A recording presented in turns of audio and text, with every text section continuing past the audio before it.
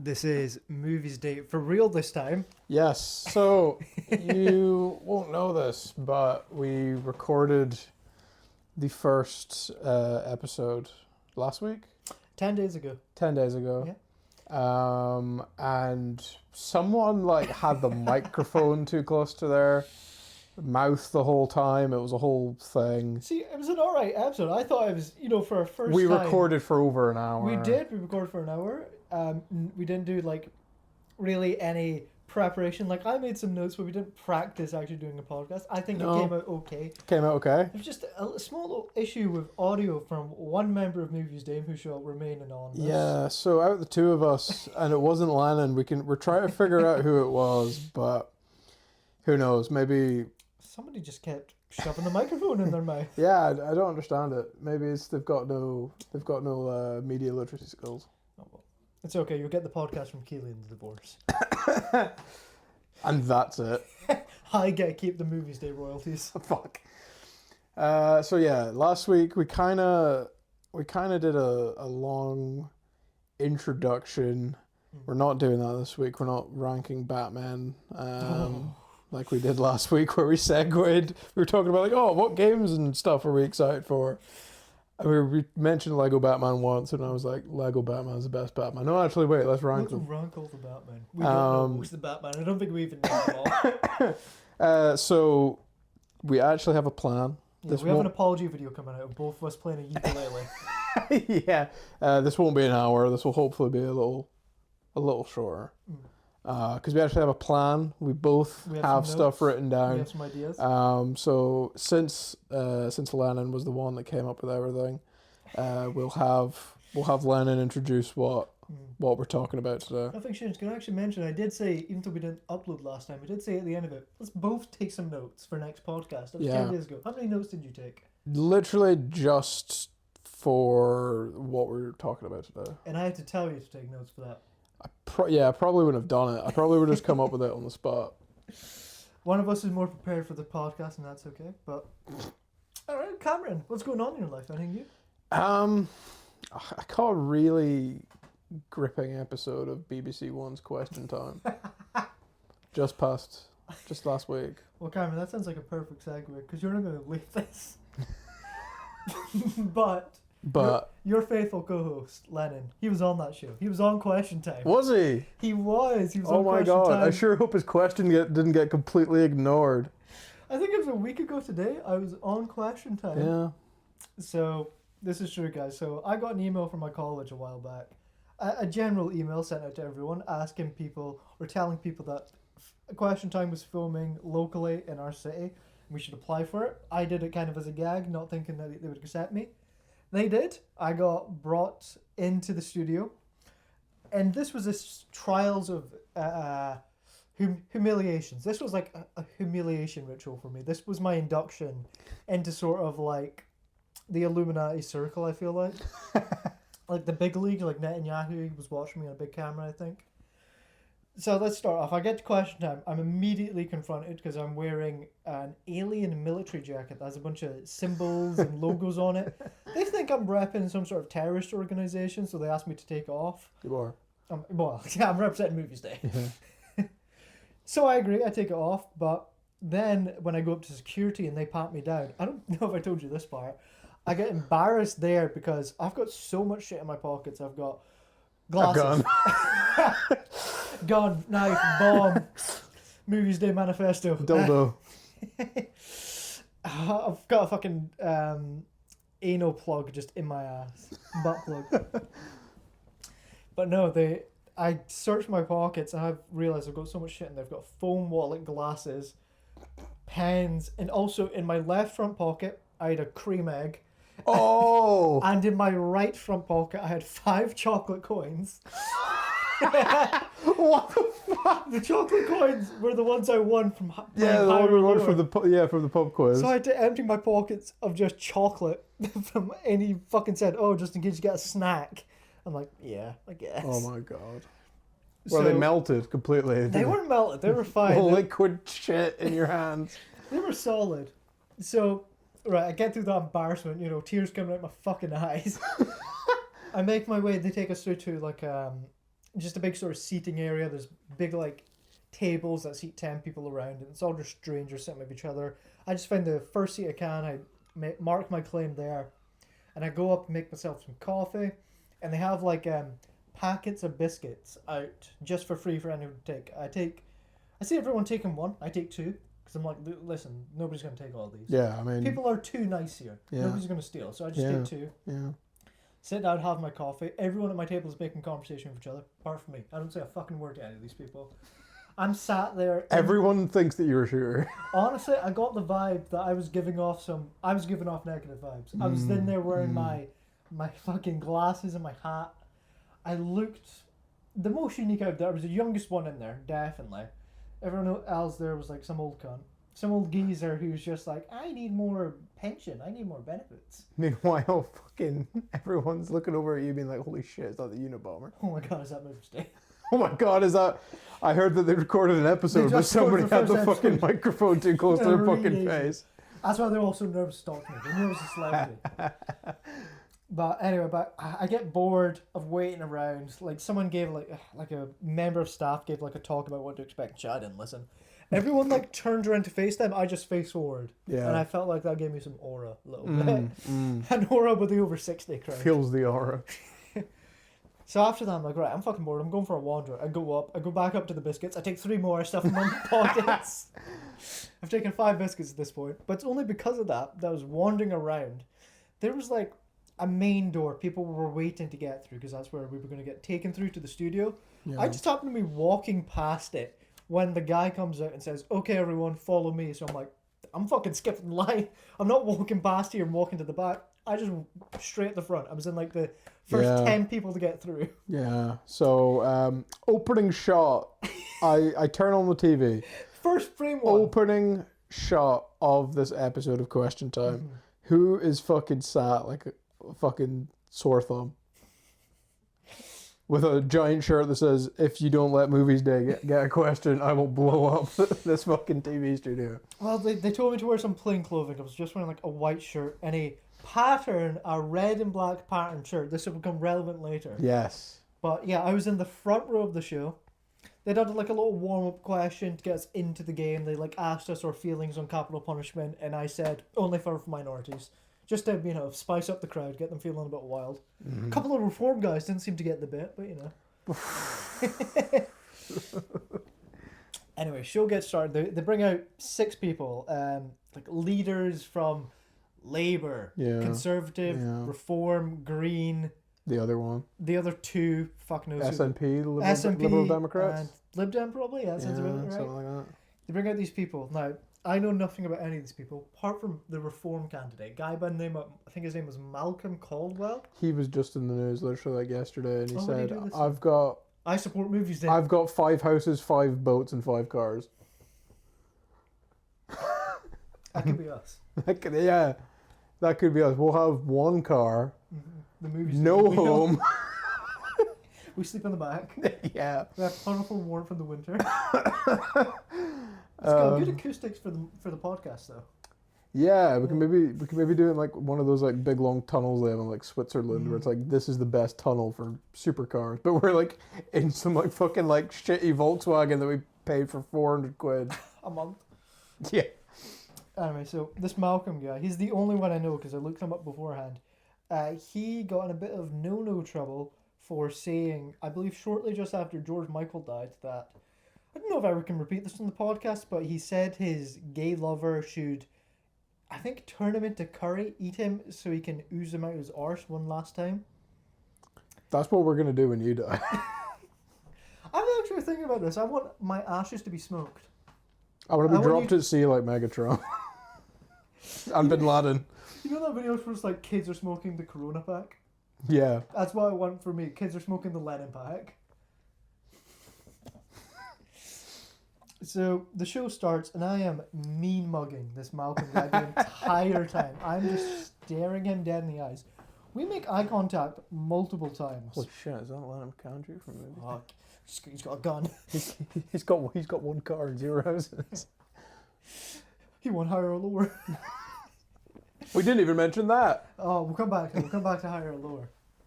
But some time passes. this conservative prick, second biggest prick there, he mentions something about, I'm going to reduce income tax for everyone by cutting disability checks for the disabled, making it harder for them to get medical care. Yeah. This astounded me, so I raised my hand. I got to ask a fucking question. I spoke up valiantly and loudly, and Fiona Bruce said, actually not you, the other guy. The other guy in the patterned shirt behind you, to the left, who was not wearing a fucking patterned shirt. So Fiona Bruce, I'm sorry, you were I fucking me the whole time, but I wasn't reciprocating. So Fiona Bruce, if you're listening. This is a threat. This is a legal threat. This is not parody. Yeah. We're a Jackie Bird household. we're on that side of the political spectrum. But yeah, Fiona Bruce. So when watching this, she's like, okay, you in the gentleman here in the patterned shirt pointing exactly towards you. Mm-hmm. You know, I know that you wouldn't lie about this kind of thing. And I looked at the crowd. I think you were maybe only one of 3 people wearing a patterned shirt, quotation marks. And then 2 people pipe up, and then she's like, "Oh, sorry, not you, you fucking scum." this guy, and it's just this dude who's just wearing like a grey shirt. This is fucking. I got embarrassed on national TV. I will not be happy. Yeah, because when it cut back to you, your face is like purple, and you're like, "I've got 1 car, 0 houses." Higher, fuck. If Fiona Bruce embarrassed me, next time I'm on national TV, no one will be laughing. Let's just put it that way. Ain't nobody gonna be laughing this time. I've got another joke, Fiona. But I actually, so fucking after that prick cut me, no one cares about him, he begged his name on a podcast. I got to ask my question. I asked, hey, instead of cutting disability checks, why don't you just tax millionaires and billionaires more? Fully making eye contact as I say this to the Conservative Party member. And he fully just ignored my question. I just started talking about the question the other dude asked. Yeah. Sometimes politicians will give you like a half answer. I didn't even get a quarter answer. No. I got nothing. A bit like MoviesDay. You don't get nothing from me. So that left a sour taste in my mouth. I was told, I didn't think so, but I was told by people who see me on camera that I looked angry the whole time. I don't think pissed off to be there. No, I think when you asked your question, you had the look of Fiona Bruce has mocked me and has embarrassed me in front of the 200 people that are watching this. If we're able to put images up, we'll put an image of me on Question Time right now. Maybe we'll even play the clip. Yeah, I might even edit it a little bit so you've got like a gun like in your shirt pocket. I've got lasers coming at my eyes. I'm actually going to edit everybody so they have patterned shirts and you're just there in a blank t-shirt. Everyone's like sweating around me. They look nervous. Nobody's there. You're in an empty TV studio. Schizophrenic Question Time. Right, so that was your experience on BBC's Question Time. There was one little thing after the show in which I was leaving, I was walking home. Yeah. And I managed to have a one-on-one conversation with Anas Sarwar of the Labour Party. He was there in the studio. Mm-hmm. And I said to him, oh, listen, I don't support you, but I'd like to say thank you for, 1, bringing up nuclear energy, and 2, calling Netanyahu a war criminal. Yeah. Surprisingly, only him and the Green Party did that. Yeah. I would genuinely say, let's not get too political. We're not political on here, but I am voting Green. I'm voting Green too, but if I knew nothing about politics and that 1 hour experience at Question Time was my only takeaway, yeah. I'd probably go Green Party first, Labour second. Yeah. Just based on that experience. I'll give him that much. He came across very well. So I said thank you for that, and I said, oh, which one are you again? Referring to his political party. And he was like, looked at me how dare you accuse me of my race? Yeah. And he said, Labour. And I'm like, I literally looked at him, I smiled and went, maybe. Maybe. Then I started walking away. I was like, oh, wait, what's your name again? And his security guard answered for me. And he was like, Anas. I'm like, oh. Oh, there's one other thing I forgot. When we were in the studio, just before the show, they asked everyone. Oh, no. They asked everyone, okay, who here has seen Question Time before? Everybody raised their hand, apart from me. And he said, well, you'd be surprised, guys. Okay, who hasn't seen Question Time? I was the only one who raised his hand. That's why everybody was sweating. They were like, oh my god, he might not ask He's a a plant. question about politics. And I raised my hand, and he singled me out, and he looked at me and said, "Oh, what did you think you were coming here? What did you think you were coming here for today?" And I went, "Oh, I thought this was for the chase." Totally stole my joke, by the way. I gave you that. Did I gave you that exact joke like a week before when you said, "Oh, I applied to be on Question Time," and I went, "Oh, you should be like, hi, is this the chase? Or fucking tipping point. Get the mic. Excuse me, Fiona Bruce. I'll take drop zone 2, please." Tipping point would have been better. But Ben I'm sorry. Shepherd, would you like to come on the MoviesDay podcast? But I said that joke. I'm not kidding. That bought me some points with the audience. I think they loosened up around me after that because I got laughter. I got a round of applause for that fucking joke. But they weren't laughing for long. I hate to segue, but I've got Ben Shepherd in my mind now, and it just reminded me of, you know, Ronaldinho, the football player, the Brazilian guy with the teeth. Ronaldo. No, Ronaldinho. Are those separate people? Yes, the guy with the ponytail. He was on the cover of FIFA 08. I thought Ronaldo. Ronaldo Nazario is Brazilian Ronaldo. He's the one with the funny like haircut. Wait, what's Ronaldo then? Yeah, that's Ronaldo. Wait, is he Brazilian? There's 2 Ronaldos. Are they both Brazilian? No, Cristiano Ronaldo's Portuguese.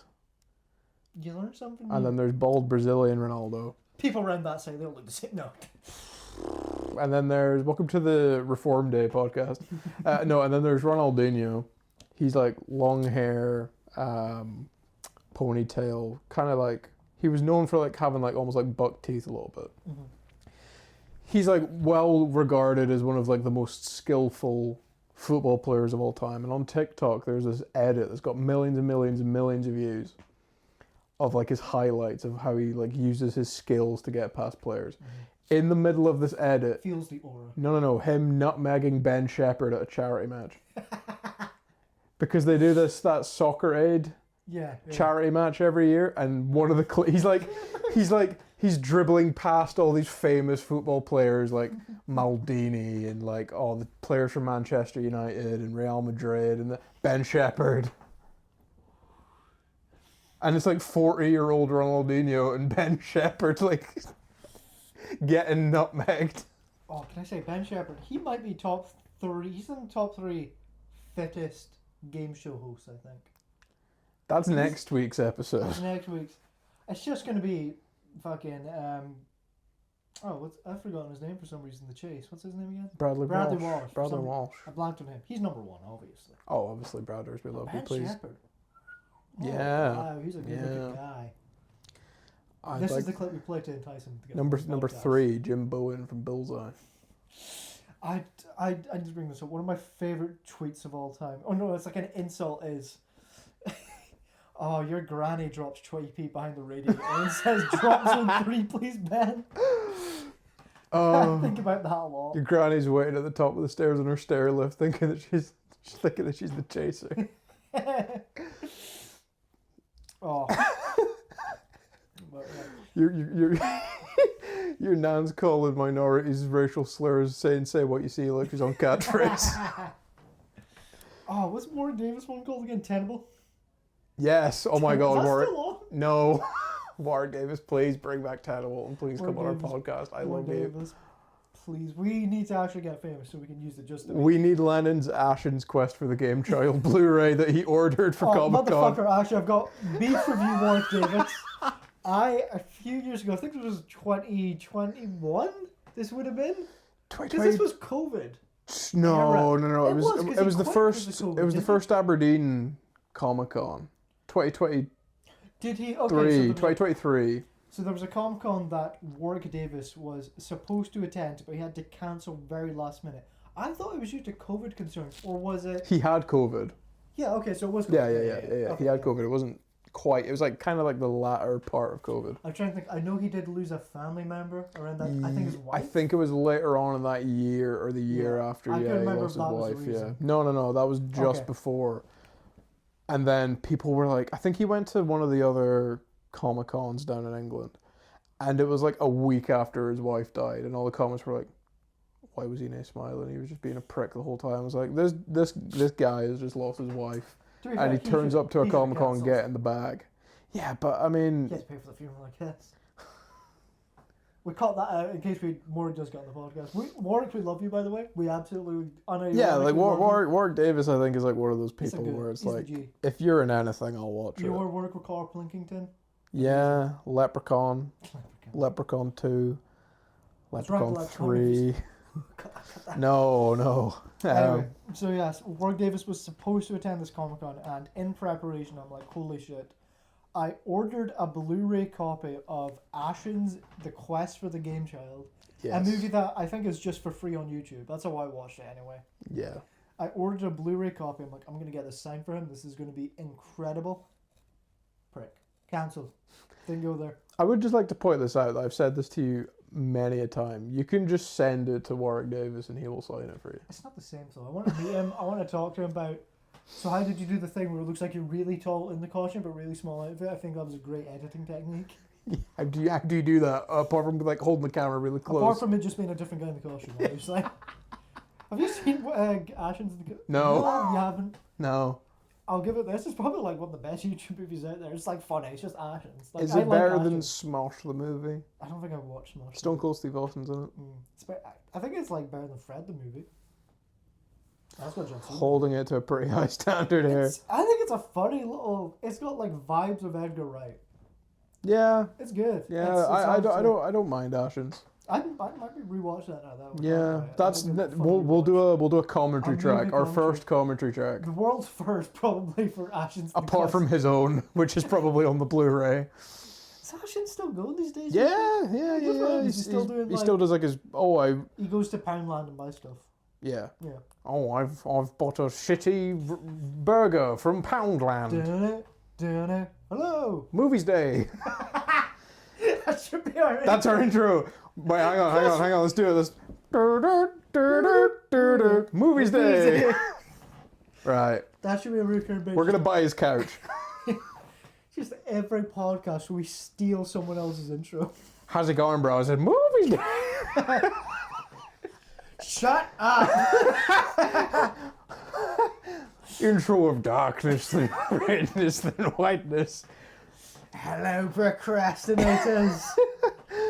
That's a really good bit. Okay. Cameron, I've got something to ask you here. We're going to segue into a little something else. Okay. When I asked you earlier... This is a proper podcast now. If I asked you earlier if you had anything you've been up to, I believe recently you went somewhere, you seen someone with your loving girlfriend. What was that like? Where'd you go? Oh, yes. On the topic of YouTube. Ninja Sex Party. Now, I only knew like 1 or 2 songs. Same. I didn't like them before I went to the concert because I have such a deep hatred for somebody who was the star in the only music video of theirs that I had seen. Who was this? Jacksepticeye. Oh, him, yeah. He's in it. Markiplier's in it. This is like 2016, 2017 or something. Song's pretty good, but I was like put off after like the music video. I was like, I don't think I can. Oh, this is gonna be such an awful concert.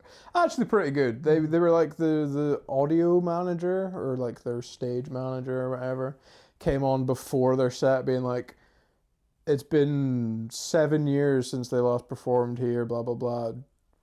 Just so it's more of an intimate concert, nobody have their phones out. So it was the first time that I've been at a concert where nobody was like recording the whole fucking That's thing. good. They should, and do it was that, actually they should do that more places. it was actually pretty fucking good, yeah. They have a great band. I think Twerp, I think they're called TWRP or something like that. Very good. I mean, I liked it enough that I bought a T-shirt on the way out. Yes, I've seen you and your girlfriend were wearing T-shirts. Pretty good concert. They did a cover of Everybody Wants to Rule the World. Really? Did they? Yeah. Oh, that sounds great. So it was like... Tears for Fears is my favourite band. Like half of the fucking crowd in like floods of tears for Fears. I'll give him this. He has a good voice. What's his name? Aaron? No, that's the other guy from Game Grumps. Okay, that's Danny from Game Grumps. Danny. Yeah, he can fucking sing. Like, I was like, I'd heard their songs from my girlfriend Keely. Shout out. We'll get you on the podcast in like 2 years' time.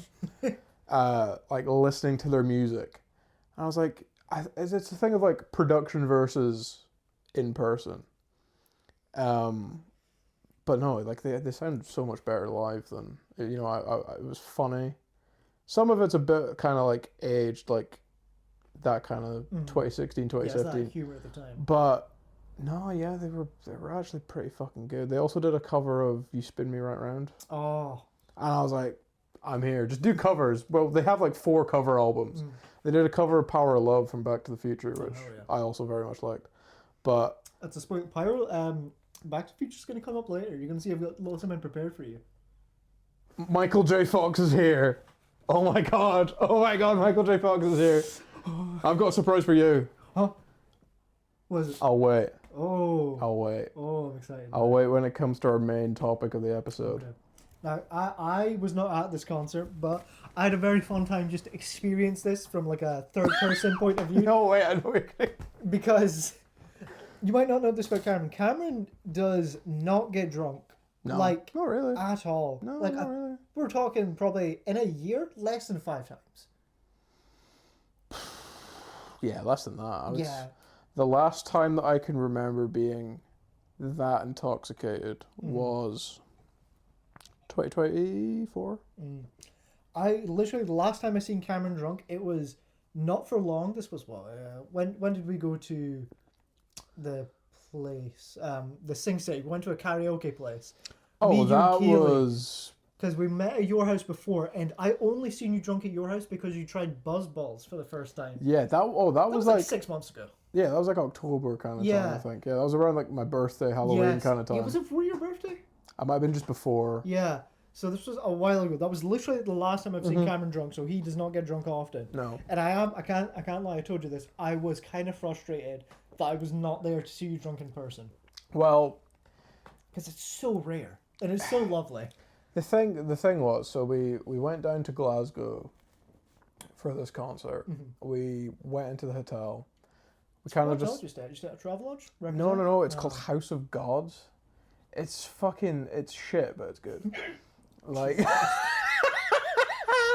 Sorry, you're just being kirked live. Sorry, that was my genuine reaction to hearing someone not stay at a Travelodge. The best. Travelodge was like crazy expensive. This was like the cheapest one that we could have got. We'd stayed in it before, like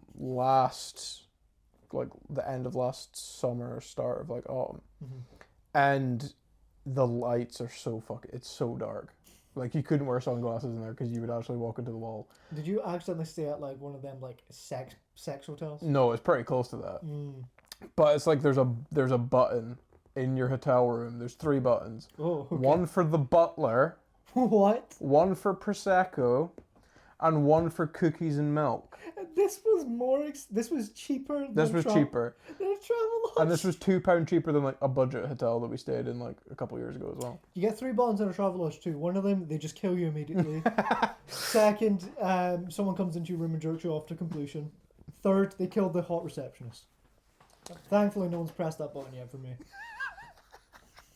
That's good. Yeah, because the last time we'd stayed there, we were like, "Oh, what's this fucking cookies and milk shit about?" And they were like, "Sorry, we ran out of cookies. Here's oat biscuits." It's just like a button in your room. They press it and someone automatically just brings them to your room. Yeah, because it's like, what the fuck? And to communicate with the reception, you WhatsApp them. Oh. Like you message them on WhatsApp. You up? Yeah, and it's like this little like almost like a little like smoke alarm kind of size thing, and yeah, like 3 buttons is like send for the butler, and it's like, what the fuck are you on about? Send for the butler, jerk me off. I'd be spamming the shit out of that. You can't lie. If I was still drinking, I would be getting drunk in my room. Just every button. You get charged for them, by the way. How much? I can't remember. Stupid amounts. 20 quid for like cookies and milk. Something like that. Yeah. Something like that. Yeah, and then we went to Weatherspoons and like we like ate like a proper meal. So I was like, oh, why am I that drunk? The mistake was, right, started off with a Pepsi. I was like, I'm not drinking just yet. Let me have something to eat. Had a Copperberg, had a cocktail pitcher between the two of us. Had another Copperberg, I think. No, that was when we were at the concert. I'm still drunk. And I think another cocktail pitcher or something like that. And just as we were leaving, she says to me, "Oh, we forgot your baby Guinness." And we'd said like a couple of days before, like we were at a Weatherspoons here. And I was like, "What the fuck's a baby Guinness? I've never even had a proper one." I've never had one. And she was like, "Oh my god, you never had one? Oh, we have to have one when we're in Glasgow, blah, blah, blah, blah." And I was like, "Okay, sure." Now, I had already, like, getting up from the seat, I was like, we were only like 5 minutes away from the venue, but still. So I had that, and I was like, oh no, that's what it was. I had a buzzball before that. That's your weakness, it seems. And my mistake was I just poured the whole thing out, and Keely was just taking sips of it, and she didn't finish all of it. I was like, oh, let me show you how it's done. I'm so cool. Poured the whole thing, chugged it, and immediately I felt like steam come out from my eyelids. Like I made a face that can only be described as like, you know when Yoda looks really disappointed in Luke, where he's like, yes, I'll put the photo up. File photo. Minch. But Minch Yoda. MoviesDay is actually half Chinese. And yeah, that was my downfall. And then we went to the venue, and then it was like, oh, do you want another drink? I was like, okay, sure. It was like 15 quid for two. Baby Guinnesses. No, for two Copperbergs at the venue. Damn. Which isn't too bad. On like a certain amusement park down at the beach in Aberdeen. It's like six. I was gonna say six. Okay, yeah, it's like £6 or £7. You can't see Cameron did hit the emote. There's a laser sniper trained on his head right now if he does that again. If you hear a loud bang go off, it's just me eating the mic. One of us will get correct. Yeah, but no, yeah, that was probably my down. It's the only time I've ever been even like the slightest little bit tipsy at a concert. I'm gonna say this now, me, Cameron, and Keely, we've got karaoke booked for the end of next month. Yes. I'm saying this now. You better be fucking drunk at that, because I'm not allowed to be drunk. It's the 1 year anniversary of me being sober. And I need to fuck off. And I need to live vicariously through you getting drunk. I'm gonna be feeding you so many drinks. I know that now that Buzzball's your weakness. We're gonna meet here beforehand. There's gonna be like a platter of Buzzballs. For you especially. Keely's not getting any. They're just for you. I better see you drunk. This isn't a bit. I want to see you drunk. On my 1 year sober anniversary. This is the last episode of the MoviesDay podcast. We've disagreed due to creative differences. There will be a video of me chugging about 16 fucking Buzzballs next month. I'll be on Fubar News being like, did anybody see that fucking fat naked chud walking down Union Street? Cameron, sorry you mentioned this. I've got a note about this that I wanted to bring up. Cameron, how long have we known each other? Oh, like... a decade. More than that. Yeah. I think we have known of each other for about 13 years, but we've been properly friends for, I would say, about 11. Mm-hmm. I have a note here. I realised this the other day. I have never seen you shirtless. No. We're not changing that. Well, I'm not saying I want to. I have movies on my left tit and day on my right tit. I'm not telling you to take your shirt off right now, but I'm like, how have I never seen you shirtless? You've seen me shirtless. Yeah. Yeah. Because you used to drink alcohol. Yeah, I used to take my shirt off all the time. Yeah. There's a lot of photos of me drunk just with my shirt off. Yeah. You've absolutely seen me shirtless. Like, PE. I don't remember, though. Well, I would hope not. You don't remember a bunch of naked children, you fucking pervert.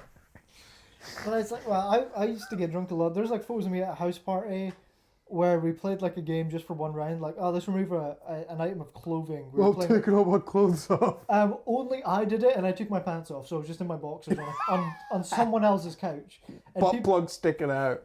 People got uncomfortable after an hour and said, "Okay, Lennon, you can put your pants back on now." Because I was just sitting there in my boxers. That's the story of your fucking life. Okay, Lennon, you can put your pants back on now. But yeah, I've never seen you shirtless, and hopefully we can change that at the karaoke night if we get you drunk enough. Oh, God. Yeah. I'll work with Keely in tandem with this. Yeah. Keely's actually never seen you shirtless either. No. She's never seen me.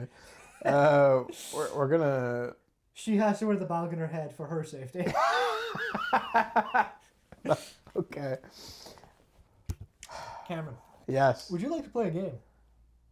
Tobin Bell's here. It might come up, actually. Cameron, I've got a little game for you, inspired by Movies Day, Movies Day, Movies Day, Movies Day. inspired by a much better podcast, The Weekly Planet. Cameron, what I have here Okay. are letterbox reviews. Yes. Now, these are a common theme. Every movie I have here, you have rated 5 stars Okay. on Letterboxd. Okay. I have a selection of those movies. Okay. These are all half a star reviews. Half a star reviews. Of said movies. Okay. You have to guess which movie it is based on the half a star review. Okay. Okay. Do you understand the game? Yes. Yes. Okay. In that case, I will read out the first review to you.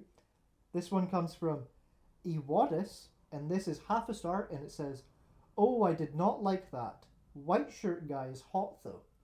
So. That is correct. That is Saw. So. Half a star. What do you think about that? Anything less than like a 3.5 for the first Saw, I feel like you're beneath me. It revolutionized horror genre. Yeah, like you can make the argument that it didn't need more than like 2 or 3 sequels. Oh, we got them though. We got like 11. Yeah, and we're eventually gonna get another one. Tobin Bell's like 86 or something, isn't he? Yeah, they're working on it, but they haven't made it public on if they're just completely rebooting it. That last It's one, James Wan and Lee Winnell though, so. That last one, Saw X, Saw 10. Oh my god, that was really good. That was like surprisingly good. Yeah, I have it rated. I think like second behind the It's first. for what is a very complicated movie that takes place between, was it Saw 2 and Saw 3? Yeah. Yeah, it's really good. It should not work as well as it does. I'll give it that much. It's weirdly just kind of a return to roots. It takes place mostly in like one location. Yeah. It's really good. It's like Tobin Bell's like, y'all mind if Jigsaw starts speaking a little Spanish? I think it's like, I can't remember my rating for it. Well, I'm hiding my phone just in case you can see the answers. But Oh, right, no worries. But I think it's probably like top 4 in mine, at least maybe top 3. I've got for the 10th movie in a franchise that has been 11th. going on. Yeah. So Saw great. Saw 2 also great. Saw 3 pretty good. Saw 4 nothing happens. Pretty good though. Saw 5 pretty boring. Saw 6 That's fucking the best one. great. My favorite one. Probably the most underrated one. It's so, listen, Saw, if you think Saw is just torture porn, you'd be a little bit correct. Piranha. But the reason we like Saw, the reason everyone likes Saw isn't because, oh, I want to see people get tortured. It's because you do not understand how fucking amazingly complex this storyline is. It is genuinely like a modern soap opera. Yeah. Like these movies. I'm going to give a minor spoiler warning here, but Jigsaw, the main character, he dies in the 3rd movie. Yeah, he dies in the 3rd one. I'm going to say this now. He's in every single movie apart from one of the spin-offs. I think so. Like the actual time that you see him on screen alive, he only pops up for the final like 5 minutes of the first Saw. Saw 2, he's sat at a desk for most of the time, and then he's in like a van, and then in Saw 3, he's on his deathbed the whole movie. So every time you see Jigsaw just walking about, you're like, oh, he's already dead. It's literally 8 movies of like flashbacks. It's incredible, and it works. It's like Saw 4 happens at the same time as Saw 3. Yep. And that's the twist, is like Saw 3 is going on while Saw 4 is going on. Amazing. Well, shall we move on to the next one? Yes, Okay. yes. These are all half a star reviews. This one's a bit lengthier, so God, what is wrong with you people giving this a high rating? This is more of a racist, sexist, and stupid movie than Eminem's music or any of Jack Black's movies, except the Minecraft movie. Wait, say it with me. Steve's Lava Chicken remix time. This movie sucks so bad I'll yell. I can't wait for the Backrooms movie to be the scariest movie of all time and finally save cinema once and for all. Because boy, I'm about to no-clip out this motherfucker. Is this like, would you consider this to be like one of my favorite films? Yes. So it mentions the Backrooms movie, which makes me led to believe it is related. Mm-hmm. This is from Mason Suter. Okay. Because I know Mark Duplass is in the Backrooms movie, so it could be Oh, is it could be Creep, but so he said it's racist and This is more of a racist, sexist, and stupid movie than Eminem's music or of any Jack Black's movies. oh, Shaun of the Dead. Star Wars Episode 3: Revenge of the Sith. Huh? I thought Nick Frost says the N-word in Shaun of the Dead. I thought it might be that. So I don't know what this guy's getting at. Racist, I guess, like the Nemoidians are in it. Oh, I see. Well, don't worry. Oh, they're not much for the droidicas. Do you think you can get away if you're like on trial for like racist characters of Chinese people? Can you just say I was doing the Nemoidians actually? That's a fucking good point. MoviesDay is going to put it to the test. Ted Raimi in court after somebody finally watches My Name is Bruce. Oh, So no. you wore Yellowface in that movie. Can you explain? They're not much for the droidicas, but I thought that you were the Senate. Lord Sidious promised us peace. Okay, let's move on from that. Maximize forward firepower. Let's move on to the next one. This one comes from Mamaz, half a star. Thank gosh we skipped to the interesting scenes because the rest was just useless dialogue from a middle-aged furry. Creep. That is Creep. I don't like that. I don't like that. I'll say I've never actually watched Creep. I know it's on your So top good. 4. I'm aware. So I have seen that film like 6 times in the last like 2 years. Next time you want to watch it, ask me over. I'll watch Yeah, it. when I first watched it, I didn't really get it. Mhm. And I watched it the second time because it's 84 minutes long. Like, it's very short. And it's something about, like, I watched the second one. And I went, oh, the second one's better than the first one. I'll watch the first one again. And then I went on a run of, like, okay, I'll watch it, like, fucking 3 times in 2 months. So how many movies are there? 2. Two. 2 and 2 series of the Creep Tapes. 2 series. Yes. Oh, okay. So, yeah. So it's like 6 20-minute episodes, I think. 25-minute episodes. How was the TV show? I haven't seen the second one yet because I've been waiting for it to come out on Blu-ray Okay. because I can't fucking be arsed getting Shudder again because it fucking sucks.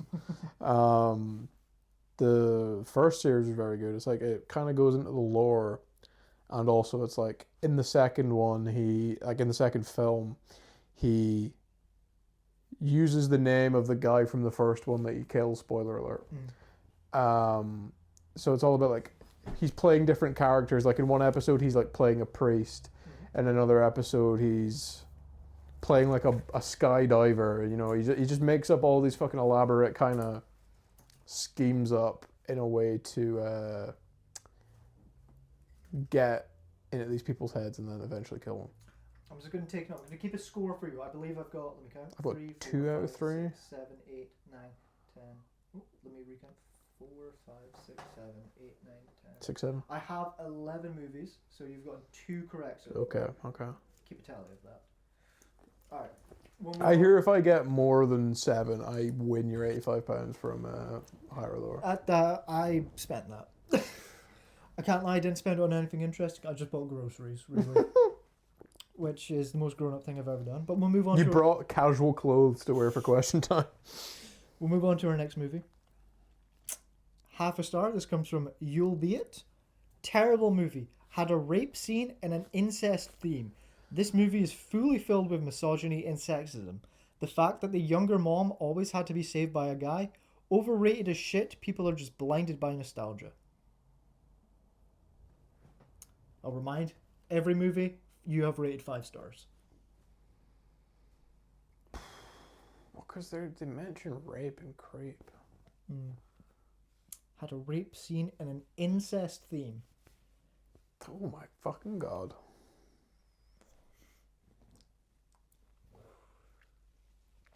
I should mention I picked out all of these specifically to piss you off. Like, I want you to walk out of here being like, what the fuck are some people thinking? Yeah, I'm actually... Well, because the fucking Star Wars review caught me off guard. Like, oh, this shit is fucking racist and awful. Oh, it's fucking Revenge of the Sith. Oh my god.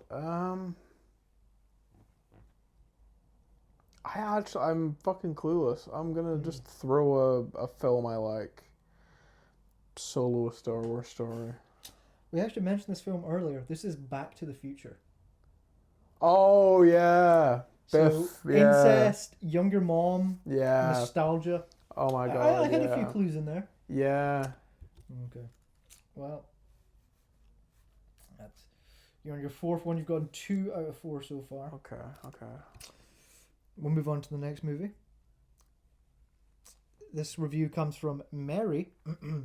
The only thought I had while watching this, the only thought I had while watching this was, is anything going to happen? The plot is genuinely that boring.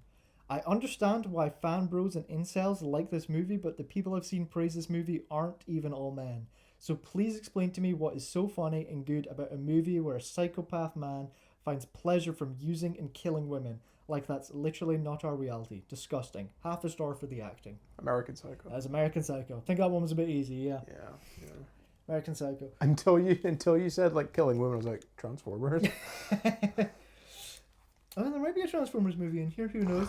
I was looking at your reviews. I'm like, you might be the only person on Earth to give Revenge of the Fallen and Dark of the Moon. Dark of the Moon is the best Transformers movie. It is the best Transformers movie. Well, I mean, I think the first one and Bumblebee are better. Bumblebee's mid. That's a hot take. That's definitely a hot take. It's okay. Listen, Cameron, you have a leg to stand on with Dark Side of the Moon, but Revenge of the Fallen, I mean, 5 stars? Revenge of the Fallen isn't a 5-star movie, but it's a 5-star experience. Okay. I'm directly below the enemy scrotum. Okay, I think you're right. It's a 5-star experience. Okay, our next review. This comes from Randall. What a disappointment. This is painfully male gaze coded. A movie clearly made by men for men, assuming everyone else will laugh at the same tired jokes. I wish I could give this a 0, but since that's not an option, it gets half a star. Just watch Booksmart instead. Way funnier. Oh, that's got to be the Muppets 2011. Is that your answer? No. Booksmart. The only fucking thing that I can think of is like Eternal Sunshine. Is that your answer? Yeah. That was Superbad. Oh. Who the fuck doesn't like Superbad? Yeah, like It's so... I'm sorry. you can. There's things you can criticize Superbad on, but the idea of ever giving a half star It's to so... Superbad. It's so funny. It's so of the time. It's like perfect 2007 comedy. Yeah.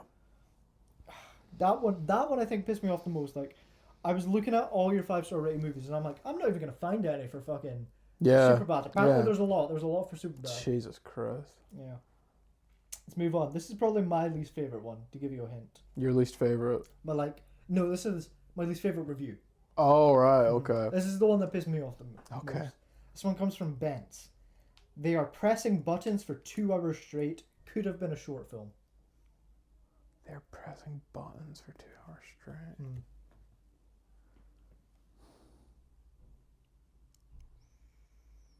Is it a Star Wars? It is a sci-fi. It's a sci-fi, but it's not. That's your hint. That's the only hint you're gonna get. Alien? It is Alien. Fucking hell. Oh, the reviews for Alien pissed me the I was away to fuck say, because off. I was just thinking like, oh, I should do this for you, but I feel like, who the fuck would give a half star to Alien? Some people, I think, genuinely just do not know how to interact with movies. Like, Yeah. I'm reading some of these, I'm like, shut the fuck up. Yeah. Some of these were calling them like boring and shit. I'm like, shut the fuck up, you fucking bitch. I'm from Israel and I hate Alien. We're actually going to talk about Israel later. He's here. That's a half joke. I've got something to actually talk about. Cause Benjamin. MoviesDay podcast is sponsored by the Samson option. Gal Gadot is on next week's episode. Okay, our next review. Half a star. This comes from Literary Recall. It's sad that this has so many positive reviews when it's so deeply misogynistic and sexualizes children. Ryan Gosling is a great comedic actor, but it's not even worth watching. Naked women literally used as decorative objects, and a 13-year-old girl who is portrayed as seducing an adult for drugs, and people like this movie? Nice guys. That is The Nice Guys. That is the movie that deserves a sequel. I think it's the movie most deserving of a sequel. Of every single movie I can think of. Solo Star Wars story. That has like 6 sequels. They're called Star Wars. Yeah, but Solo Star Wars. Don't you want to know what's happening on Castle? Don't you want to know what the Pike Syndicate are up to? Crimson Dawn. Well, they're in Star Wars Outlaws. I played that game. Yeah. Most So next game. movie. Star Wars Outlaws is the most just this is a video game I've ever played. Would you rate it higher or lower if it wasn't Higher or lower? if it wasn't a Star Wars game? Like if it was just called like Space Adventure. Yeah, Space Adventure. I think I'd rate it lower. Yeah. Yeah, It's the Star Wars that keeps it. The Yeah. aesthetic is definitely propping that game up. But we'll move on to our next review. It's just called Starfield. This one comes from Alex Edwards. Okay. Hated this movie, saw it once and never need to watch again. It must have been a Scientology miracle that it spawned the hit franchise it continues as. Mission Impossible. As Mission Impossible 1996. Jesus Christ. Even ignoring the Tom Cruise and Scientology stuff, Mission Impossible. Mission Impossible. It's The so first one. It's such a fucking classic. I think the only thing you can say negative about it, if I'm not mistaken, it was directed by Brian De Palma, Yeah. who is our next guest. Submit your questions in. Submit your questions. Alright, we'll move on to our next movie. I'm only going to read part of this review because it's way too long. This one comes from Sharon Mahmood. If Tommy Wiseau produced an action movie or directed a Mortal Kombat. Oh. I think that's all you need for this one. It's much longer, but you only need this part. Oh, I'll give it a little bit more. Bruh, the final boss fight is one of the most unintentional best things in cinema. Riccio. That's Ricky. Yeah, The oh, story fuck of it. Ricky. Yeah, Riccio. See, he gave it half a star for the exact reason we both gave it a 5 out of 5. That is a really good interpretation of it. It is Tommy Wiseau if he made an Yeah, action movie. it's like the dumbest fucking movie of all time, but it's also the greatest movie of all Mhm. time. If you have not seen Riccio, you can probably just find it very easily for free online somewhere. It's Yeah, a Japanese yeah. movie. It's based on a manga. Yeah. It is. I had it described to me. This was how it sold on to me as Japanese X-Men. Yeah. That's kind of a really good way to describe Yeah. it. It's a pulp. When did this movie come out? 90s? Yeah, 91. Yeah. A pulp, sort of like a Japanese action fight movie, like kung fu, that kind of stuff. Yeah. But for some reason, everyone just kind of has superpowers, and it's never explained why. Yeah, some of it is fucking insane. Like some of the guys are just like 10 feet tall. They have a jaw that looks like a fucking rancor. Yeah. They all have like. There's like a main 4 bad guys that all have like cool. What the White Devil? Is that one of the guys' names? Yeah. There's a bad guy called White Devil who has like a superpower, but they never like address that they have superpowers. No, it's so good because like when you watch it and you're like, oh, he's not to give too much away. Oh, he's been sent to prison. And, oh, The he's main doing most of the this. movie takes place in a prison. Yeah, and he's getting day by day, and he's getting into some fights, and then when like the first couple of like kills happen, Oh yeah, he just like punches straight through a guy's Yeah. chest or like a guy's face. like nothing, like that's just what happens. There is also, dare I say, the funniest death scene in the movie. Oh my fucking god! Let's not spoil it. No, But there is the funniest death scene in the movie of all time is in this movie. I've never laughed so much at a movie Mhm. before than the first time I saw that. I think we rewound it maybe about 4 times. Yes. And on the walk home from your flat, I was like, I need to fucking find it and screen record it and save it on my phone and just watch it every day. I'm so glad I have this on Blu-ray. I think it's actually on Amazon Prime for free. I remember seeing it on there before. Probably. So you can watch it very easily. Go watch Riccio, the story of Ricky. It's Masterpiece. Yeah, it's so fucking good. Okay, we're moving on to our last movie. Oh, I did only have 10, so you're at 6 out of 9 right now. Okay. So I'm let's see how we positive go. either way, so I'm happy with that. Half a star. This comes from Karamaka. Okay. This says, they destroyed a Diamond Life final. Nobody disrespects my glorious queen like that. Shaun of the Dead. Shaun of the Dead is correct. Yes. That is referring to the scene where they throw vinyls at them. I don't remember any of the vinyls they throw apart from like the Batman soundtrack. The Batman soundtrack is the only one. So Cameron, you came away pretty good on that. You got Yeah. 7 out of 10. The only movies you did not get were Fucking Revenge of the Sith. you did not get Revenge of the Sith. What other ones did you not get? Super bad. Revenge of the Sith, Superbad, and Back to the Future. Back to the Future. Mhm. Yeah. Now the first 4, I don't even know, those were your top 4 on Letterboxd. Yeah. That was Yeah. Saw, Revenge of the Sith, Creep, and Back to the Future. Yeah. I tried to ease you into it, but Yeah. what do you think about that? So How's your cortisol doing? I think if it was like Revenge of the Sith is one of those ones where it's like so many people fucking hate it, but so many people love it. I think if like you turned around and said, "This is a review for Empire Strikes Back. This shit fucking sucks dick and it's the worst movie ever," I think I maybe would have thrown something. But I think the ones that piss me off are like, so like my Letterboxd 4 favorites aren't like what I consider to be the best movies of all time, but like ones that I can just watch all the time. Yes. Turning around and being like Alien half star, all they do is fucking press buttons and nothing else. Shut the fuck up. Yeah. Die. I had a unique experience with Revenge of the Sith where a couple years ago, like 2-3 years ago, I went to go watch that movie with one person who had never seen it before and one person who had seen it but a few years ago, and they thought it was like okay. They came out thinking it was all right. I think they ended up giving it like 2.5 or 3 stars, and I'm like, I understand that. That's completely fine to me. Yeah. Like you're not a big Star Wars head. You've seen maybe some of the movies. It's like I know Empire Strikes Back is objectively the best Star Wars film. Yeah. And it will always be the best. Until Mandalorian and Grogu. It will always be the best Star Wars film. But put on Revenge of the Sith or Return of the Jedi, and I'm like, everything is alright. I was coming out of that movie theater and I was just like seeing so many little plot points like, oh, did you know during the Mustafar scene they used like a real shot of a volcano exploding? Oh, did you know when like Darth Vader was like strapped to the chair? It's CGI'd out because originally he had his arms down, but they moved it to CGI'd his arms so they're up or something. Oh, did you know that when like Darth Vader draws his first breath, it's like parallel to Padme drawing her last? They couldn't give a fuck. No. It was like that watching it with Keely for the first time, and she was like, "Oh my god, I really love that." Uh-huh. But then the whole time I was just like quoting random fucking sound bites like 10th level, thousands of battle droids, and she's like, "Shut the fuck up." That actor is in Mad Max 2. He plays the helicopter pilot. Okay. His name is Bruce something. Bruce. My name is Bruce. He's an Australian actor. Oh right. He's like not a he's like somewhat famous an Australian actor. Fair enough. That's literally I only know that because of Mr. Sunday movies. Ah right, yeah, fair enough. But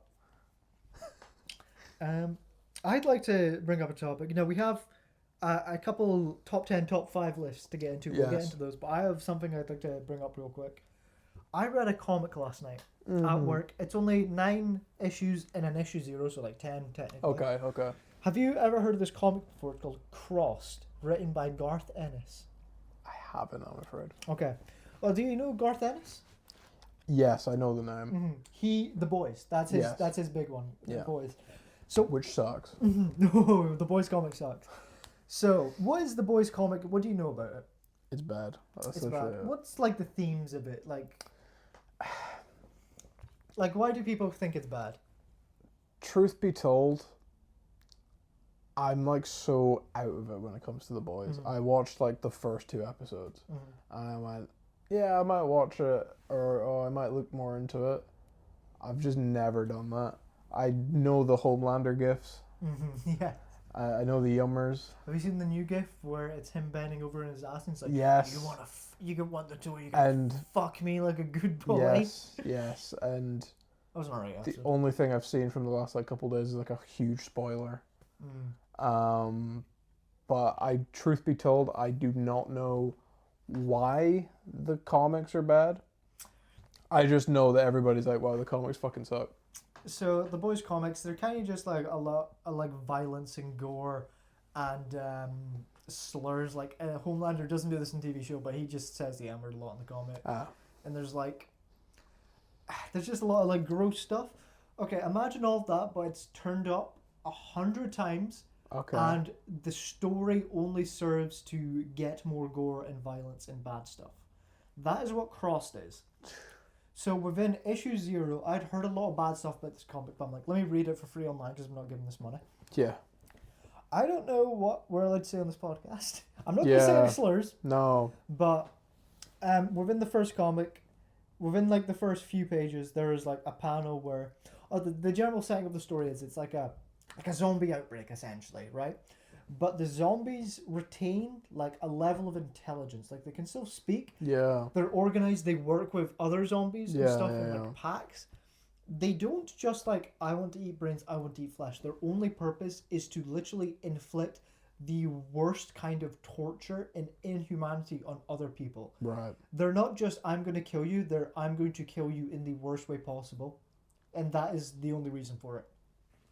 So within the first comic, a guy gets stabbed in the back by one of these infected. Yeah. It's like classic zombie rules. You get like their blood in you, you turn into one of them. And the only way they identify you is you have like a cross burned into your face. Got you. This zombie, I guess zombie, stabs a guy in the back and proceeds to stick his penis into the knife wound. Okay.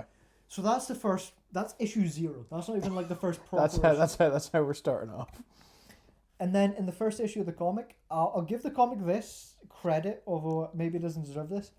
This is the first time in a while I have viewed a piece of media and genuinely being like, I am upset by this. This has like, made me feel uncomfortable. Yeah.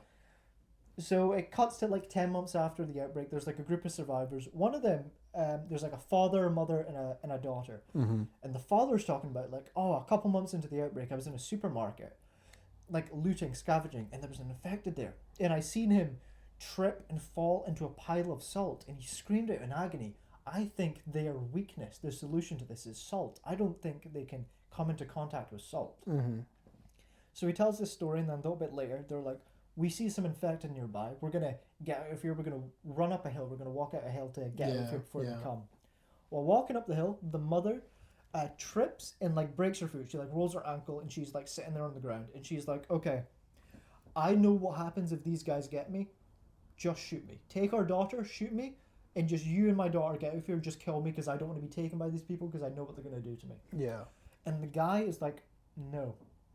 I believe that salt is their weakness. So he pours like a salt pile around him. And they just wait there for the infected to come. And there's just a panel of like them standing in the salt circle. Yeah. Then it cuts to a panel of like the infected just sort of just looking at them. And the next panel, I don't know how much of this I can say. It's one of those full page panels where just in the background of the panel, or not really in the background, you can see it very clearly, the kid is being held up and is being ripped in half. Jesus Christ. They've got like their rib cage missing. Yeah. And the mother is on the ground being sexually assaulted. Right. And the guy is also on the ground being sexually assaulted the same way, but his guts are like hanging out. He's been cut open. And the mother just has a text panel where it's just saying, look what you fucking did, you fucking F word. You, yeah. Jesus. There's a lot of slurs in this. Look what you did to us, you effing F. Yeah. That upset me so much. Genuinely. This is the worst comic I've ever read. There's like a plot, but it only serves to, like, each issue there's like a big gross out moment. And the story only serves to get to the next gross out moment. Yeah. And this story uses slurs, like there's a blind Asian woman, and the infected call her slurs. Right. This is the worst comic I've ever read. Yeah, I was about to say it sounds like a good time. I read this at work last night because I was like morbidly curious why people call this like the worst comic book of all time. Yeah. Don't even bother with it. It's not worth anything unless you like that kind of stuff, I guess. Unless you like being grossed out. Fucking awful comic. I just had to get that out of my system because I need people to know never to read this again. Watch Riccio though. Watch Riccio. Read Moon Knight instead. He's my boy. So read the CM Punk Drax comic. No. So the main topic of the episode. This is what we've been. Well, I'd say we're building on. Mm-hmm. Building on for about 8 hours. Yeah. Since I told you about this. Yeah. So we're gonna go through some lists. Some of them will be very different in terms of variety. Not saying that somebody only plays 2 or 3 genres of games. Ball and gun, and sometimes both at the same time. So we've got two lists. Which one do you want to start off with? We'll start off with, let's do video game DLCs. That's the one I want to We start have with, both okay. got a list of our top 10 video game DLCs. So I will let you go. I'll go first for this one, and then I'll go second for the next one. Yeah, So this is an idea we had last night, or 8 hours ago, really. yeah, honorable mention, because it's not really DLC, and it's the only kind of excuse I can have one of the ball games in it. 2014/2018 FIFA World Cup Ultimate Team on FIFA 14 and FIFA 18. It's literally just the same as normal Ultimate Team, but it was the World Cup players, and they were like, it's different cards. It's like a completely different club, and I'm like, oh, that's great. It's like, it's new in a way. I can spend money on new stuff. That's it. It's nothing exciting, but it's the only thing that I could think of in terms of not. There's like 6 in my actual list that are all the same. Number 10, I've gone for the DLC for... Well, could you actually explain Ultimate Team to me? Because I really don't know what it is. So Ultimate Team is like, you have your own club, you buy players, and you play games with them, and then you can earn the currencies. It's the whole thing with like, you buy all the packs to get all the players and stuff like that. Ultimate Team in 2026 is dog shit. So it's like you can have a team comprised of, what is it, 11 players? Yeah, And 11 so you can players. have 11 different clubs, essentially, in one team. Yeah, it could just any player that's in the game, but obviously there are different ratings and different like prices. So you can have like the lowest guy from like, I don't know, Aberdeen, and like the best guy from whoever Ronaldo plays for. Yeah, exactly, Right. exactly like that. Yeah. And then for the World Cup ones, it was just like the countries that were actually in the tournament instead of clubs. But Okay. So number 10, I've got the DLC for Star Wars: The Force Unleashed 2. Oh, the second Where one, yes. you duel Jedi Leia, you go into Endor, you make Han kill Chewbacca, Yes. you like drag Chewbacca out of an AT-ST, you make Han shoot Chewbacca. Bad voice actor for Han. Yeah. Troy! Troy, no! And then you... Was it you who did the voice actor? Yeah, That's like maybe a one-on-one. Troy! Troy. And then Do it you... one more time. Troy! And then you kill Han Solo. Obviously, this is canon, This is canon. contrary to the belief of it's Why all did made up Disney bullshit. make the movies based Why on isn't this? it? Why Star Killer Day canon? That's me. Right, number 9. Oh, could I? Because I have a top 10 list, but my honorable mention was the Force Unleashed 1, because the Hoth DLC specifically, but the Tatooine expansion also. Because I had to mention this. I think this is my favorite type of DLC. A DLC where it's a what-if scenario, where it just ignores the base game and is like, here's what could have happened. Yeah. And in the first Force Unleashed, it's DLC in Tatooine where you kill Obi-Wan Kenobi, you then kill Obi-Wan Kenobi's ghost, then you kill Boba Fett, and then the Hoth DLC, you turn Luke Skywalker to the dark side. And then the DLC that you mentioned is a continuation, of that DLC from the first game. Yeah. That is really good. I wish more DLCs did what if scenarios. Yeah. Like other ones that I don't have on my list, maybe you do, but is Undead Nightmare from Red Dead Redemption. I know Infamous has one where it's just like vampires. Yeah. And there's a few other video games that have what if scenarios. I think that's a really cool genre that needs to be explored more. Yeah. I really enjoy that. That's my honorable mention. Thank you. So number 9, I have put last minute after discovering that this is eligible. I put literally any Skylander. Yes. Oh. Any Skylander, because you know, they add something to an already existing game. You could play Get something Skylanders. physical. You could play Skylanders without having any more, but You're gonna miss out on those. You're gonna miss out on a The lot. darks, the undead. Mom, Dad, I need 40 different Skylanders. Mom, Dad, you don't understand. I can't get in the fire zone without fucking Flameslinger. I need 3 different eruptors. I need light cores. I need this. I need I that. need Dark Eruptor. It comes with the 3DS version, I think. Yeah. Any fucking Skylander. That's self-explanatory. Number 8. We're on the first Battlefront DLC pack. I've gone for the Bespin pack from 2015 Battlefront, which had Lando Calrissian, Dangar, the Bespin maps, the X8 sniper, the E4 blaster. That was a really fun expansion. Yeah. I could have put a couple of them. I could have put like Scarif. I enjoyed Scarif a lot, despite the certain character that appears in it.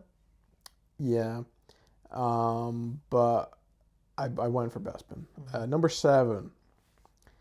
WWE 2K24 ECW Punk Pack.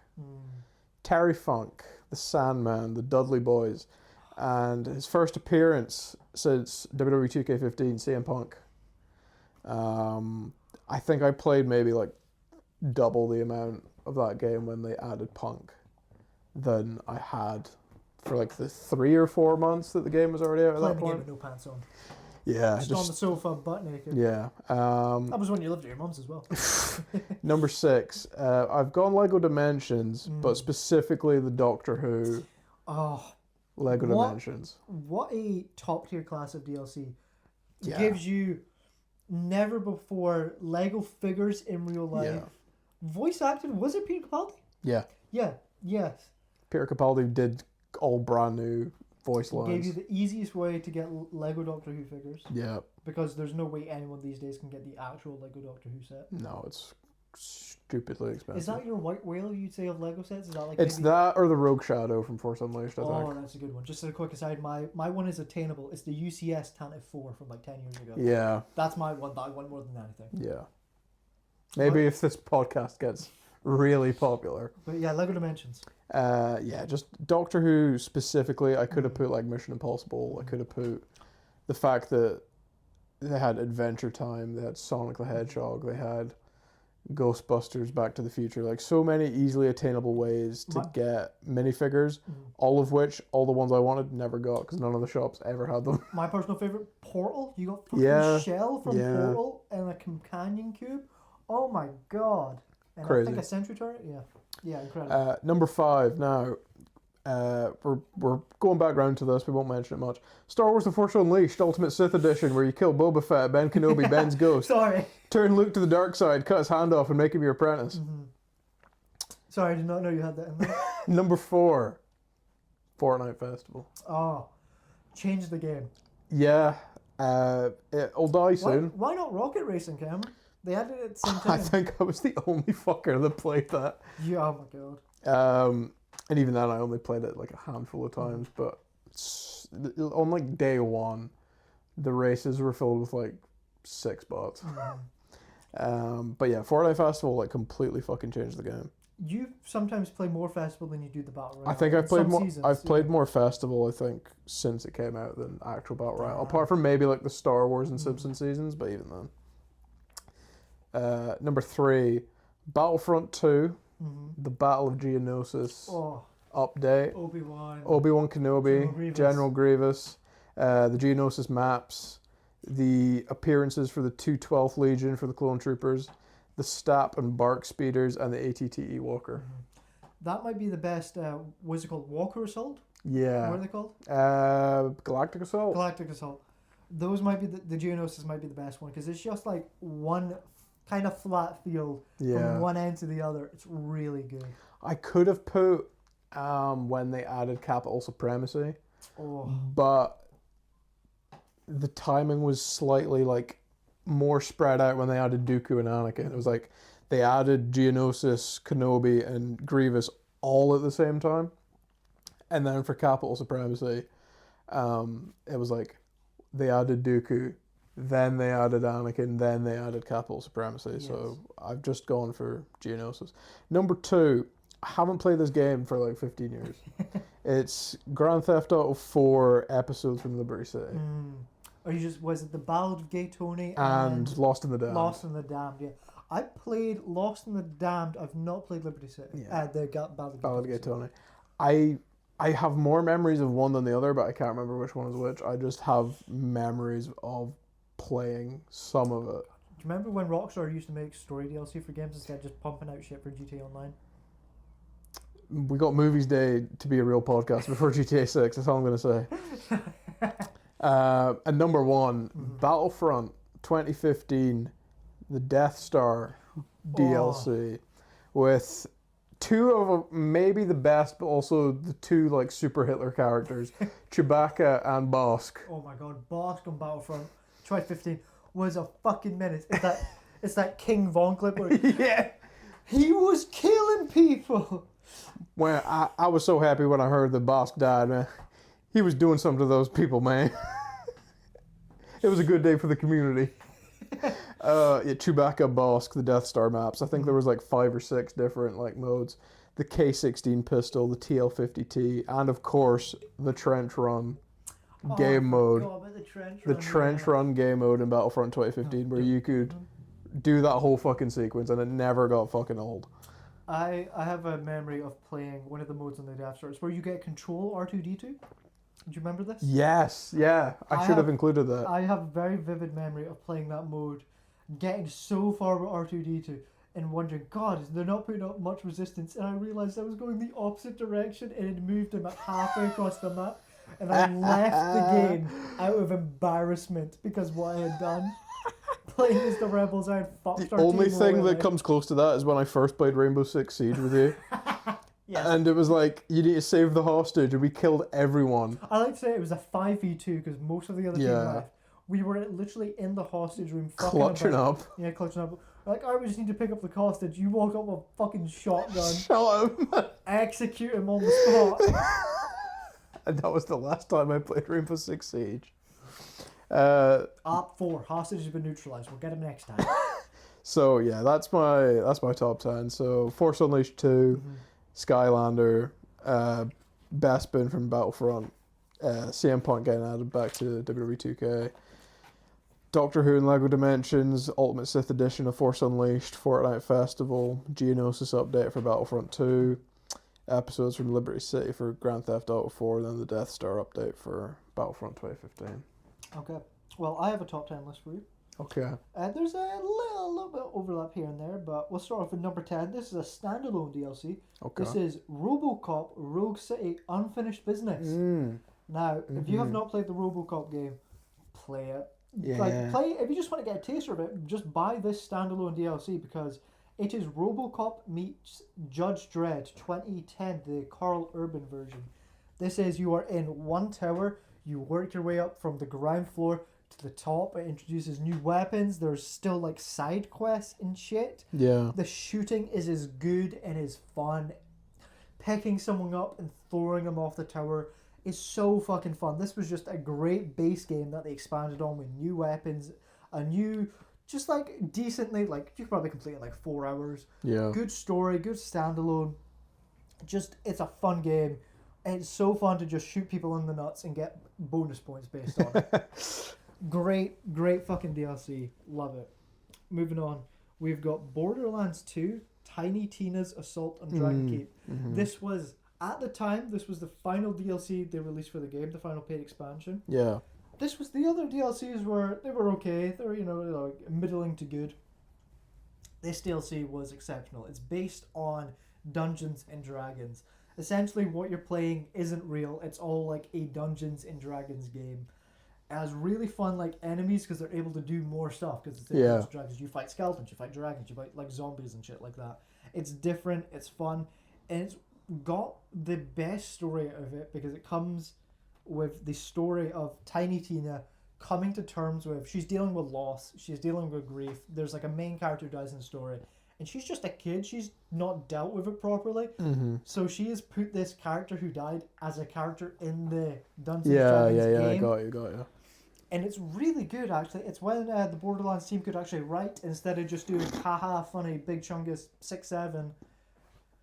Oh god, I like the new Borderlands, but oh my god, the writing. Oh my fucking god, the writing is so bad. This is a DLC that was so good that it spawned its own spin-off game, Yeah, which was yeah, Tiny yeah. Tina's Wonderland, which was not good. But it speaks to something where this DLC was so good it made its own game. And this DLC, 10 years later, got released as its own standalone game. Just the DLC you Yeah. can play. That's how good this DLC was. That's number 9. That's number 9, yeah. So I feel like I'm talking a bit, but we'll move on to one that you touched on. We have Skylanders. Now, I have honed in a little bit. I've gone specifically for Skylanders, Spyro's Adventure, Dark Light Crypt expansion pack. Yes, I have this. Yeah, so this came with a level, which was a fun level, but the main reason I'm including it is it came with my favourite Skylander of all time, Ghost Roaster. No chain, no No gay. You have to put him in there for my favourite, just my favourite Skylander. I love him. He's my boy. Yeah. Yeah. Who was your favourite expansion? What was your one? I honestly think we've got the same one. Dark Light Crypt. Yeah, it was the first one I got. Yeah, the one with like the little skull kind of, like the door and had like the wings or some shit. Yeah. So it's in my closet right Yeah, now. like that was the first one I got. I think I got that one I think it was my first too. Yeah. a couple months after we got the game because it was like we had a couple of Skylanders and then it's like, oh, we started got the expansion fucking packs and shit like that. So yeah, I think that was my first one as well. I also gave him the little magic items. I think it was the potion and Yeah. the hourglass. which Yeah, you can yeah, still yeah, attack. yeah. That's what it came with. But that's my number 8. Number 7, I have got Dark Souls 1, Artorias of the Abyss. This is just like you take a perfect fucking video game like Dark Souls and just like, here's more of it, here's harder bosses. I don't really have a lot to say about it. It's just good. It's got a great story. It's the most complicated way to start a DLC of all time. It's not like you start a DLC, you get like a new quest in your quest or go to a quest marker. It's literally once you buy the DLC and you start it, nothing changes. You have to figure it out on your own. I don't know how people in 2008, whenever this game came out, Yeah. figured it out because it's like, okay, you gotta go to one side of the map, there's a new enemy that spawned, nobody tells you it spawned, you kill him, he drops an item. You have to go to a different side of the map, you have to kill a dragon, you have to then reload the area, you have to kill another enemy that spawned, talk to the woman in it, reload the area, give the woman the crown. Yeah. Then you can start the DLC. Yeah. Good 4 bosses in it, difficult bosses but challenging, really good, really fun. Thank you, Artorias. Number 6, I've got Doom Eternal. The Ancient Okay. Gods Part 1 and Part 2. I'm just counting them both Yeah, in this. yeah. This is just like you take a game, you have a masterful combat system like Doom Eternal that just flows perfectly and you're like, okay, we're just going to make it fucking harder. We're actually going to put you to your limits. We're going to see how good you actually are at this game. Yeah. So fucking fun. The DLC ends with you fighting the devil, who is yourself. He's the just Neo version of the Doomslayer. It's really fun, really good. Number 5, I have got Fallout New Vegas, Dead Money. This is, you probably won't know this is a controversial pick. This is probably the least favourite of the popular. Mm-hmm. This is like the least favourite of the DLCs. Everyone's DLC. Yeah, Probably yeah, people yeah. say this is the worst one. I love it. This DLC starts very uniquely. You get drugged, you get woken up in a place with a bomb collar around your neck, and you have none of your inventory. That's like every single night I've ever spent drinking with you. Ah, stop it, don't be a flirt. This DLC is unique. It's the only one in which your inventory, you only get to use items you find in the DLC. It takes place in like a casino, and it has a unique thing for a role-playing game, which I've never seen before, which there's a character by the name of Dean Domino. The main plot is you got to find 3 guys, you got to break into a vault, you got to steal a treasure.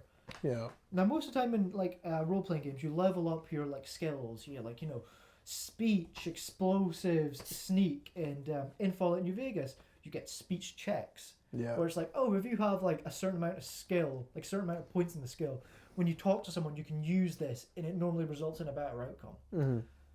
So every time you talk to someone, if you see that option to use one of your skills, you tend to use it.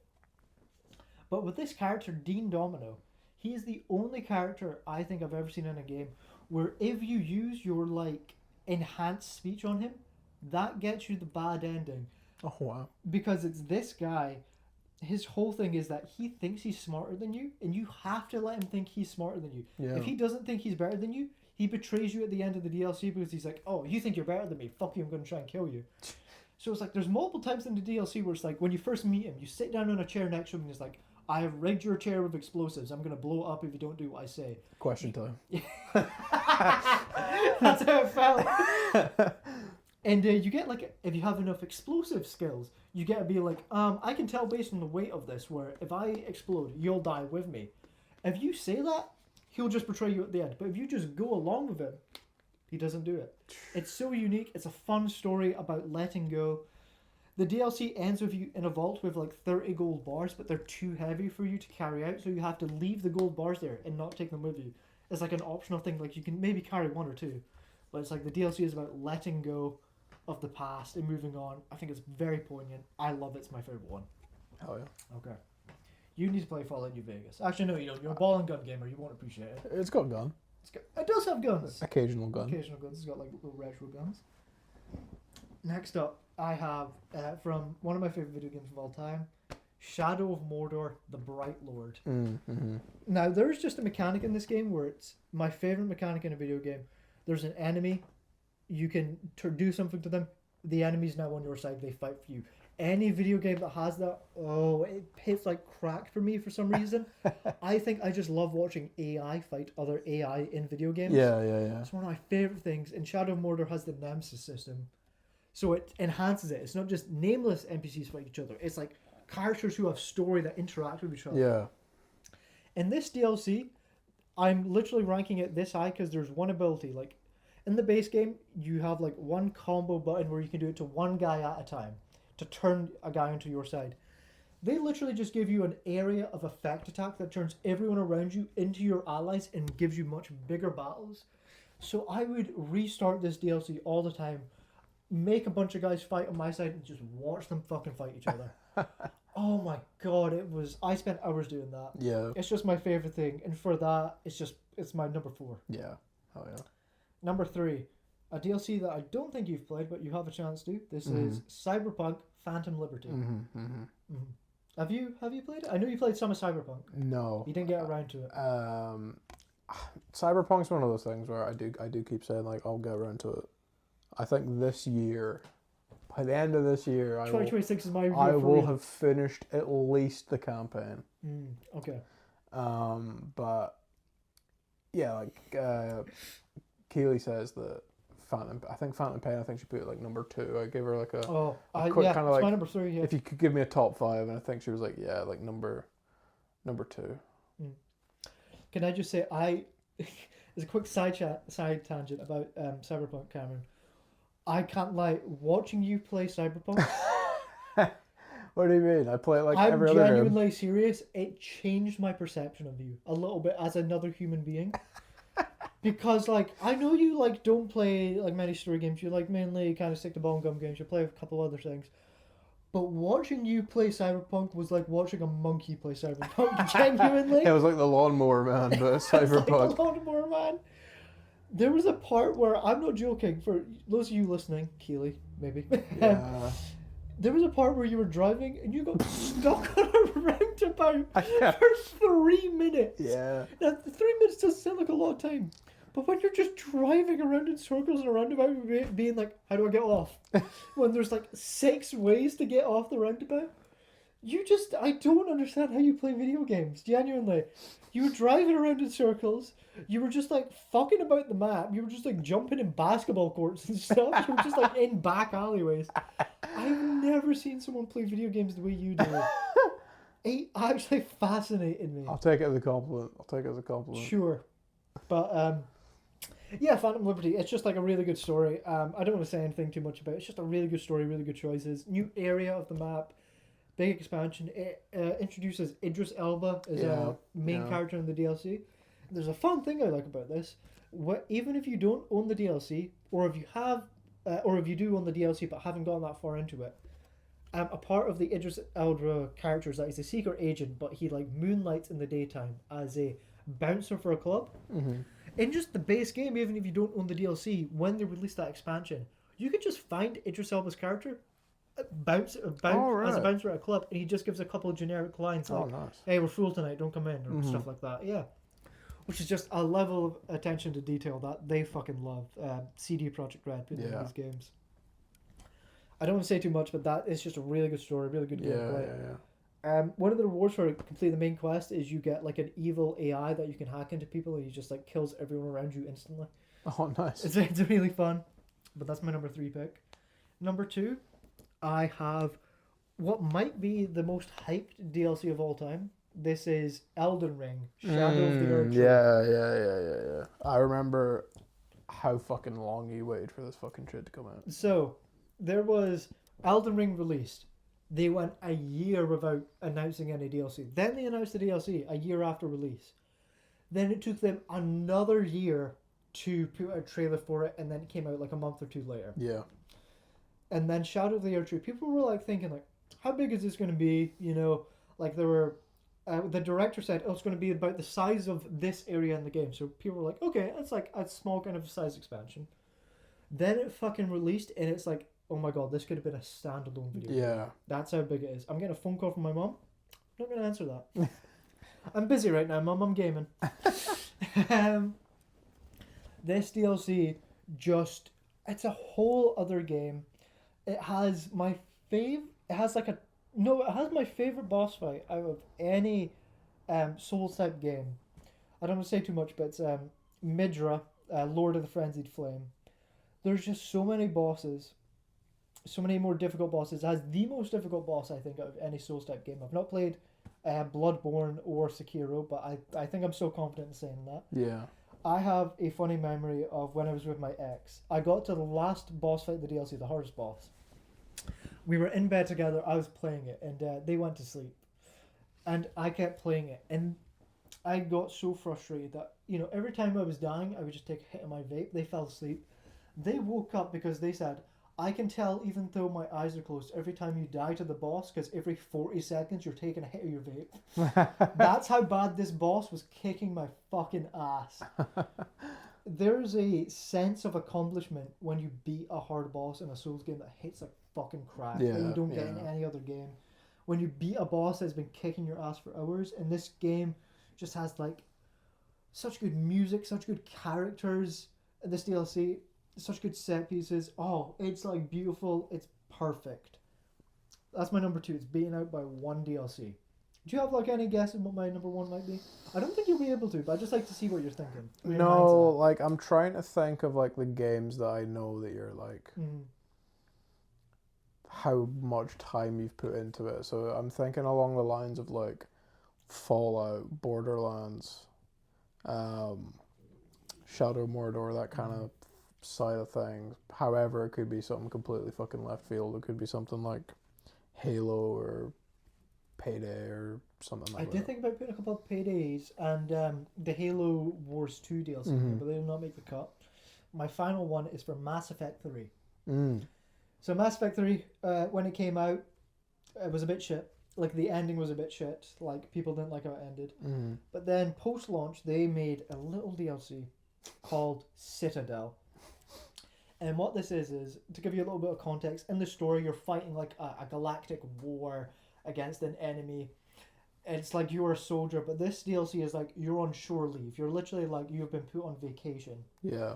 So it's like, put aside all that. There's a fun story in the DLC about like, there's literally like an evil clone about you. It's about spies. You're like a spy and stuff. Yeah, it's very James Bond-esque. You go to like a gala.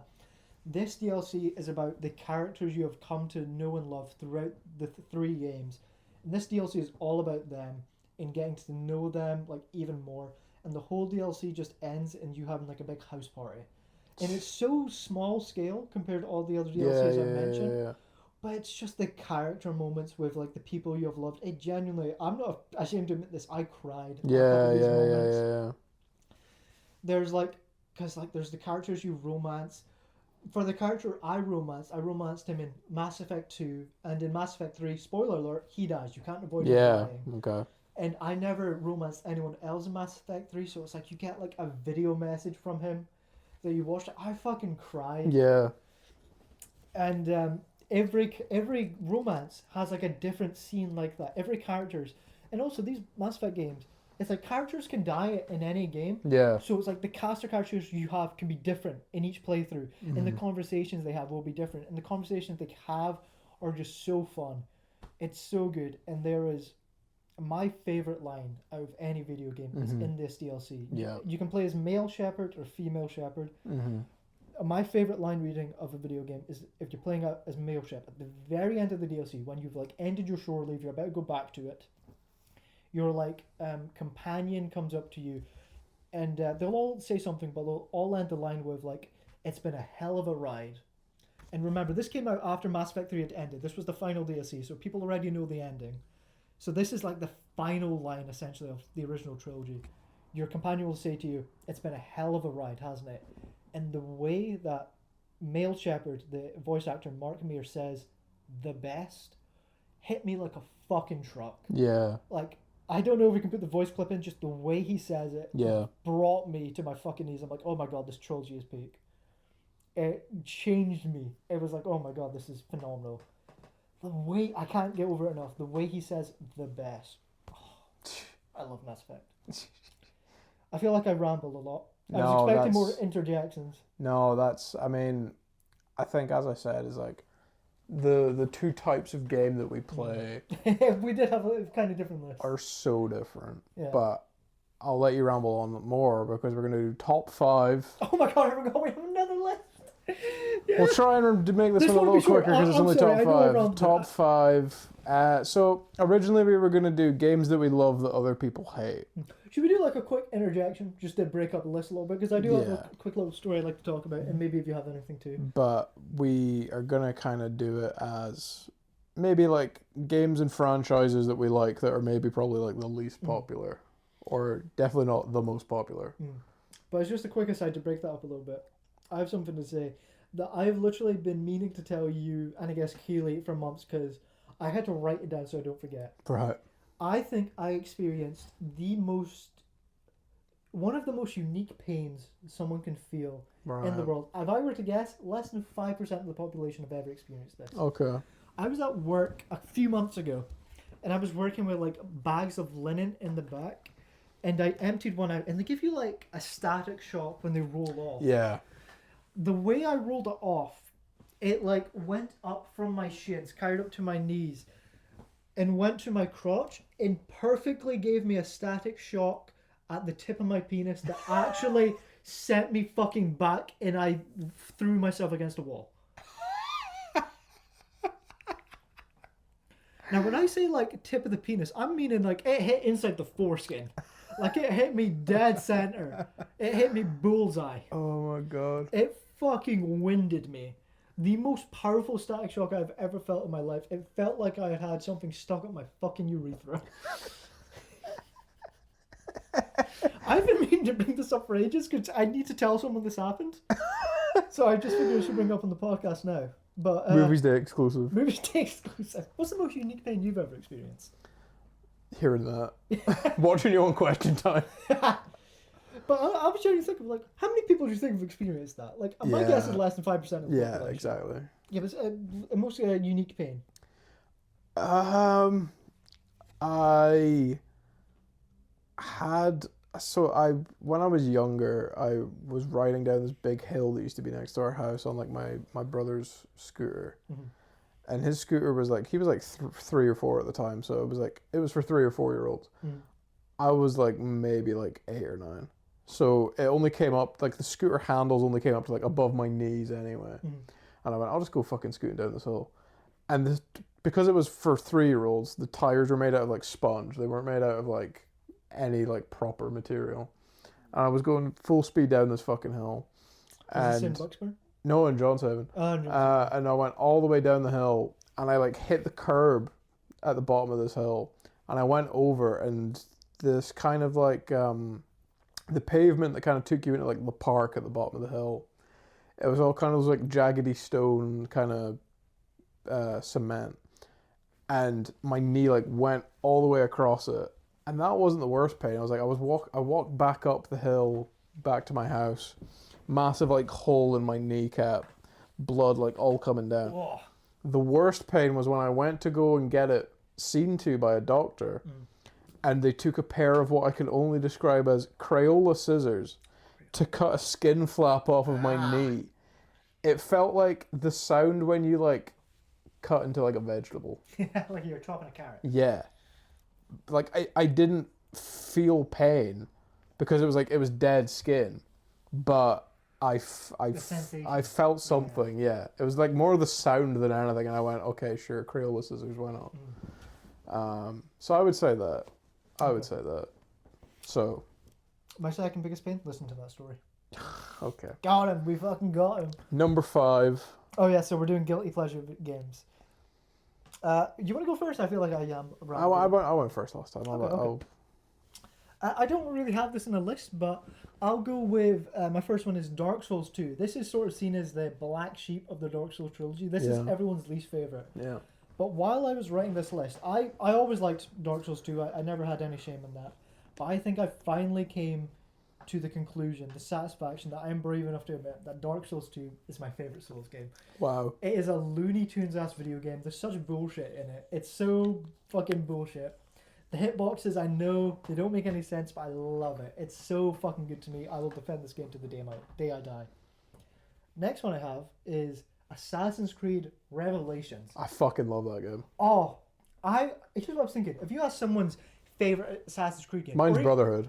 Or even here's my thing, someone's favorite Ezio game. It's never going to be Revelations. No, it's never Revelations, but I do very much like Revelations. I love Revelations. I think it's such a great end for Ezio. Yeah. I love that he's older. I love the side character Yusuf. Remember Yusuf? Yeah, holy shit, yeah. It takes place in Istanbul, if I'm not mistaken. I think so, yeah. Because you climb the Sofia Maria. Yeah. I remember there's an achievement in that game to climb to the top of it within 60 seconds. Yeah, I just think that's a really good game. I love the hook blade. Mm-hmm. I think it's definitely not like, I should say none of these games, apart from one of them, are like considered bad or even underrated. I just, in their respective franchises. They're like, everybody talks about like the other ones. Yeah. So I've got that one.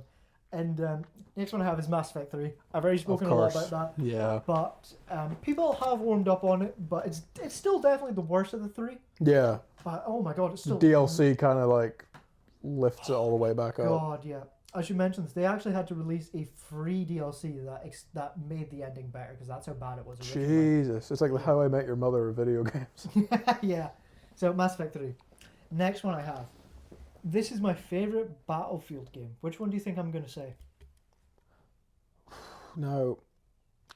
Battlefield Hardline. Battlefield... It's not 2042. I don't even own that one, I think. My favorite is Battlefield 3. But I think yours might be...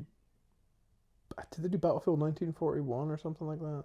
I think they did like Battlefield 5 and it was World War 2, but it's not that. It's Battlefield 4? It's Battlefield Hardline. Battlefield Hardline. That is the cops and robbers mode for Battlefield that unfortunately just didn't hit with audiences the way it should have.